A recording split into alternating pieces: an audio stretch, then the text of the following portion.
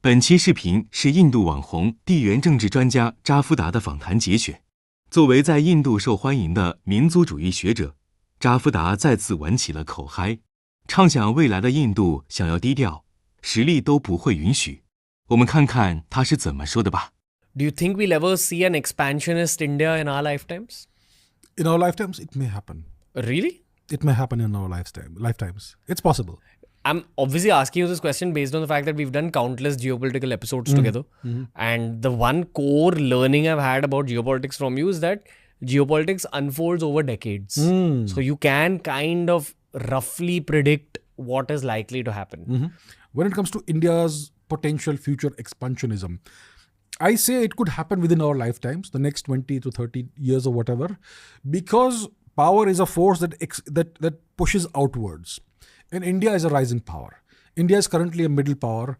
It is not comparable to China. China is about 3 to 4 times more powerful overall than India. But China's hard power is not rising. It is stagnant, and it's going to slowly start shrinking over time because of the impending and ongoing accelerating demographic disaster in China, which is the horrifically low total fertility rate, 1.09. To have a sustainable population at the level it is, you need a TFR, total fertility rate, of 2.1. When you go below that, what happens is that your population not only starts shrinking, the average age, the median age of your population starts rising. China's average age is about 39 right now. By 2050, it will be in the late 40s, 48 or so. By 2100, the average age will be 68, 69 in China. And the population will be half of what it is today. Long-term, China is doomed. Okay, from that perspective, who's going to fight the wars at the borders if the average person is 68, 69 years old? Even in 2050, the average person will be almost 50 years old.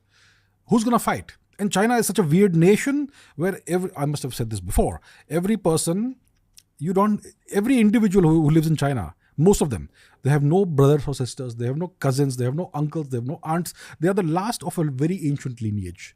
And you have a guy like that on the border and you expect him to die, his entire bloodline will die with him. You think they're going to be motivated to fight?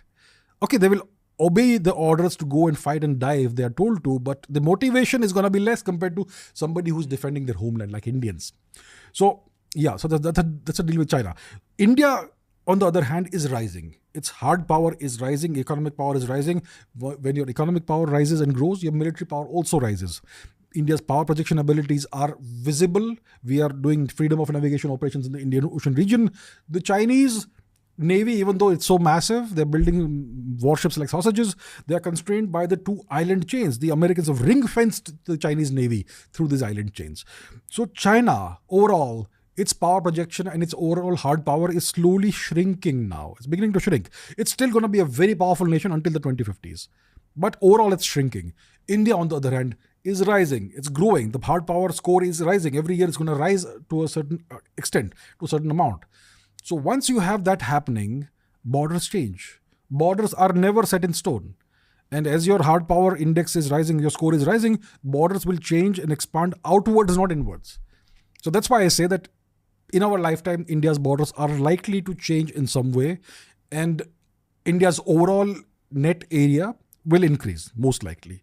In which direction, I would not like to talk about it because it is not nice to say, but it will eventually happen. You said it already. I think those who can understand. Northwest. That's all I'll say. That direction.